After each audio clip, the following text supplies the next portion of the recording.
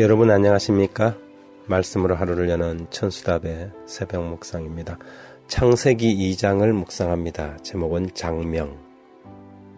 경남 통영시 동호동 출신의 김춘수라는 시인이 있습니다. 그의 문학관이 미륵도 들어가는 운하구요를 지나서 바닷가에 서 있지요.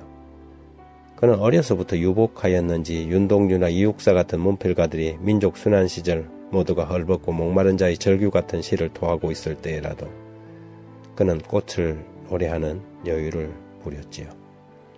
허무와 무의미 속에서 방황하는 존재들이 이름을 지어줌으로 의미가 되고 인연이 되었습니다. 내가 그의 이름을 불러주기 전에는 그는 다만 하나의 몸짓에 지나지 않았다.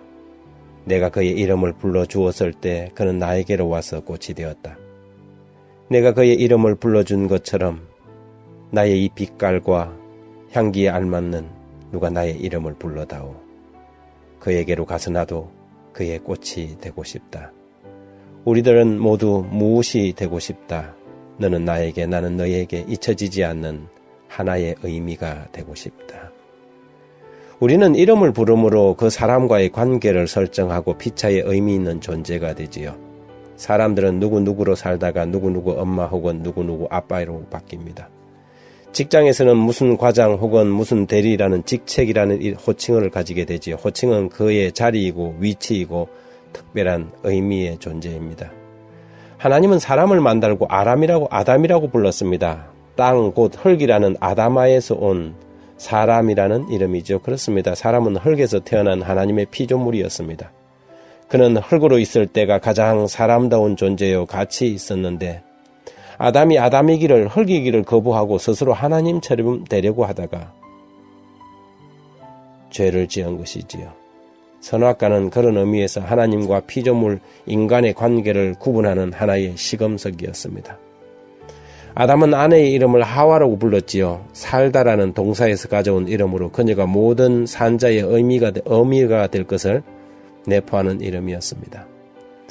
아담은 그렇게 모든 생물들과 사물들의 이름을 지었습니다. 최초의 장명가는 아담이지요. 그가 부르는 이름이 곧 모든 것들의 이름이 되었습니다.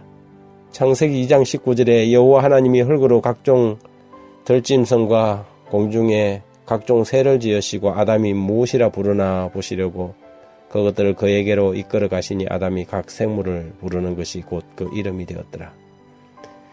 저는 장명가는 아니지만 많은 아이들의 이름을 지어주었습니다. 부모들이 아이를 낳고 목회자가 축복해 주기를 바라고 이름을 지어주길 원했지요. 기도하고 의미를 붙여서 여러 아이들의 이름을 지었습니다. 최근에는 오랜 세월을 무속신앙에 젖어 살다가 하나님 품으로 돌아온 한 여성도의 이름을 지었습니다. 시우, 곧 때에 맞게 내리는 비라는 뜻입니다. 꽤 만족하는 것 같았습니다. 그날 그분의 개인 카톡 네임이 시우로 바뀌었습니다. 우리는 주님을 믿는 사람으로서 또 다른 이름을 가진 사람들이지요. 그리스도인, 누구나 이 이름을 가지게 됩니다. 그런데 이름을 가진 사람은 그 이름답게 그 사람답게 살아야만 합니다. 그래야 아름답지요. 그리스도인이 그리스도인답지 않고 그리스도인이 다른 사람 같으면 안 되는 것입니다. 아담이 아담다울 때 가장 아름다웠고 아담이 아담이기를 거부했을 때 하나님은 아담이 흙에서 온 존재라는 것을 가르쳐주기 위해 너는 흙이니 흙으로 돌아갈 것이라고 명령하였습니다. 그리스도인은 그리스도인답게 남은 무리는 남은 무리답게 살아야 합니다. 그래야 행복하고 안전하지요. 그런데 그리스도인들이 다른 사람들처럼 살고 행동하려고 하는 것이 문제입니다. 참 서글픈 시대이지요.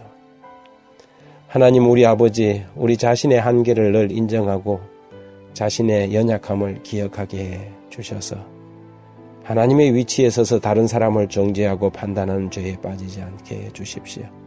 자신이 그리스도인인 것을, 자신이 흙인 것을 한순간도 잊지 않게 하셔서 주어진 사명에 치중하는 그런 삶을 살게 도와주십시오. 예수님 이름으로 기도드립니다.